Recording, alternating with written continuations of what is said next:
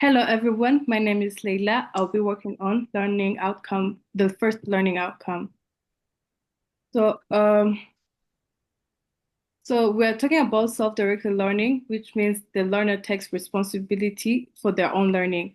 Instead of depending on the teacher, the learner sets their own goals, choosing learning resources, manage their time, and the teacher's role is mainly to guide and support. The approach helps learners become more independent and active in the learning process. Self-directed learning has benefits. The first one is it increases motivation and confidence because the learner feel in control of the learning. It also helps to develop independency, problem solving, and critical thinking skills.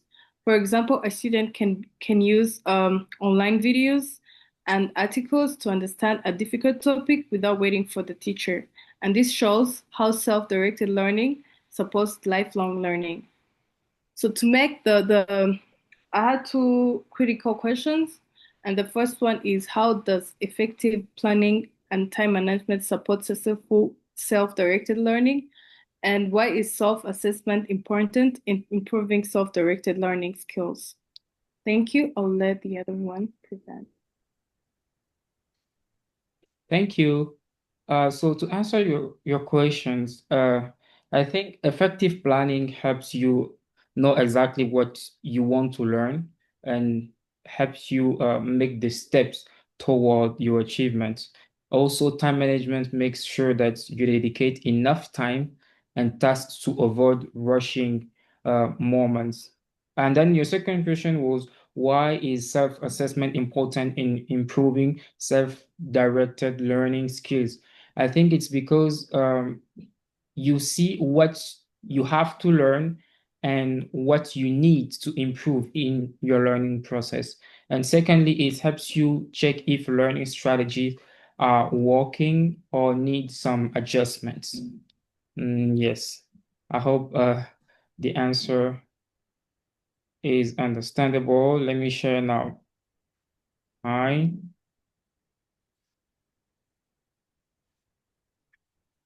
So I will be talking about time management and planification.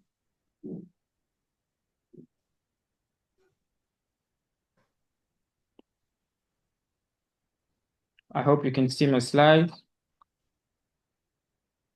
Yes. Okay.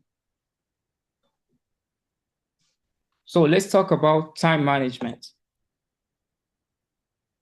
So my name is Taylor, and in this learning outcome, let's start with the definition. In SDL, planning simply means dedicating in advance, like what you want to learn and in your going and what you're going to learn. And actually make plans before. This is about planning. And in time management, it's on the other hand about how you use your time properly so that during your learning process, you're not gonna be left behind with your learning process activities or avoid distractions. Then let's move out to the benefits. First, time management and planification help focus and stay motivated because they know exactly what they are working toward. When you have a plan, learning feels less confusing. Finally, it also helps you overcome procrastination and stress.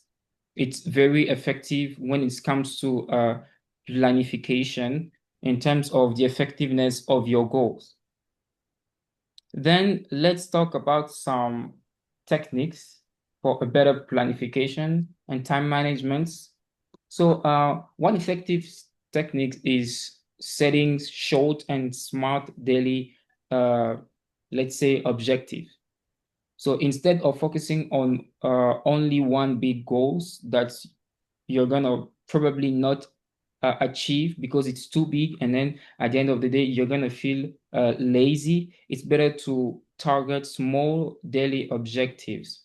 On the other hand, we can prioritize tasks. So from the most important to the less important. So as you start the day, start with the most important tasks, and then you keep your motivation along the way. So I had two questions. The first is, why is it important to learn on your own instead of always waiting for someone to teach you? And then the second is, how can checking your own progress help you plan your learning better? Thank you. Okay. Can you hear me? Yeah. Hello, my name is Kelia, and I'll first respond to the questions.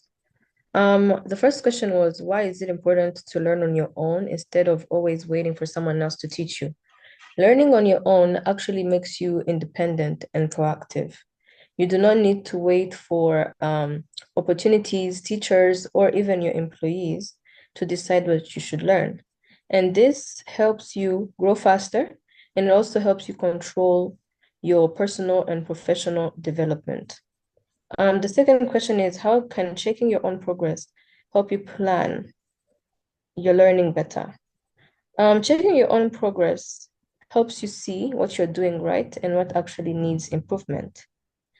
When you evaluate yourself, you can adjust your goals according to what you're planning to do, either personally or professionally.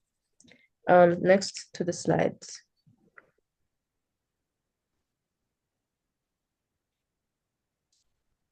Today, I'll be presenting on learning outcome number 3, which is role of self-directed learning in personal and professional development. Self-directed learning is when a person takes responsibility of their own learning instead of waiting for a person like a teacher or an employer to guide them. This usually involves setting goals, choosing resources, managing time, and evaluating progress. On a personal level, self-directed learning helps build confidence, discipline, independence, and a growth mindset. You become more aware of your strengths and weaknesses and are more motivated to improve yourself. On a professional level, self-directed learning helps individuals continuously upgrade skills, adapt to changes on the job market, become proactive and innovative at work, and employers value self-directed learners because they learn faster and need less supervision. For slide 2, these are the examples of self-directed learning. For example, a student learning digital marketing online to become more employable. A professional learning new software without waiting for formal training. A content creator teaching themselves videos, editing, branding, and analytics. A person who improves communication and leadership skills through their reading, listening to podcasts, and practice. A fitness journey where someone actually plans their workouts, tracks their progress, and adjusts their goals. All these examples show how self-directed learning supports both personal and career development. These are my critical questions. For my first critical question, I want you to ask yourself, how does self-directed learning give individuals an advantage in today's competitive job market? And my second is, can a person actually achieve long-term professional growth without being a self-directed learner? Why or why not? Thank you. For your question, let me start answering your first question, which was saying, how does the self-directed learning gives individual an advance in today's competition job market? So I can say that self-directed learning helps the people to learn their new skills themselves in today's job market, things that are changing faster, and you need to be updated on everything that is going on. And the second question was, can a person achieve long-term professional growth without being a self-directed learning? Why or why not? So it's very difficult to achieve long-term professional growth without self-directed learning. This is because no one can teach you everything forever. So going to my my slide, let me share my slide.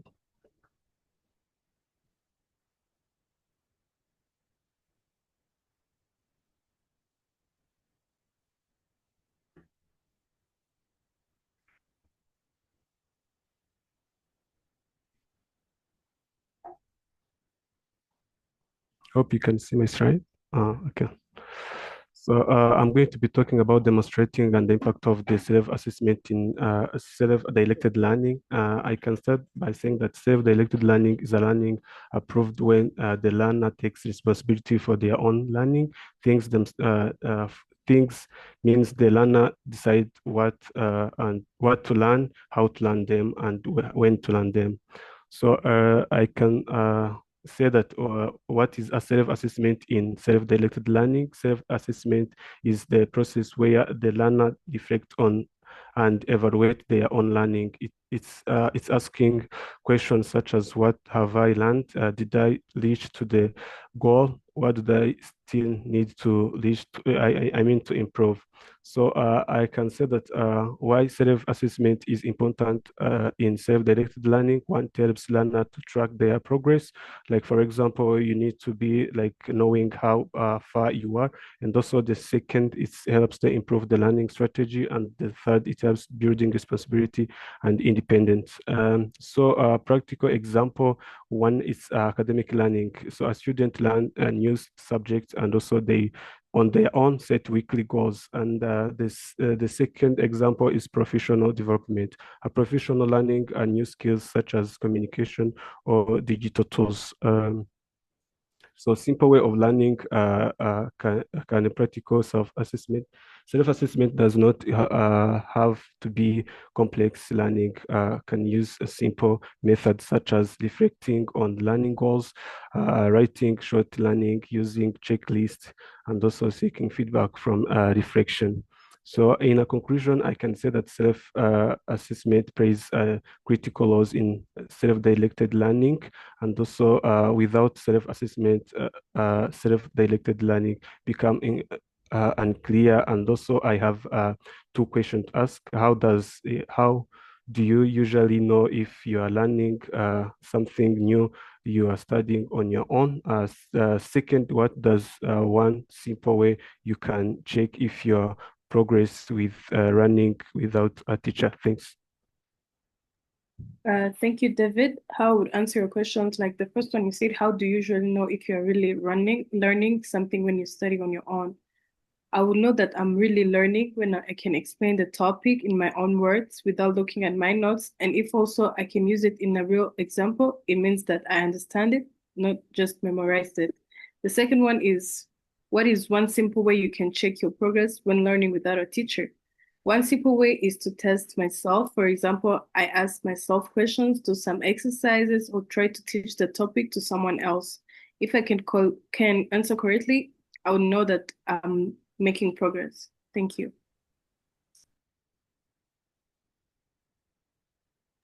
Thank you. This was our presentation on self-directed learning. Thank you.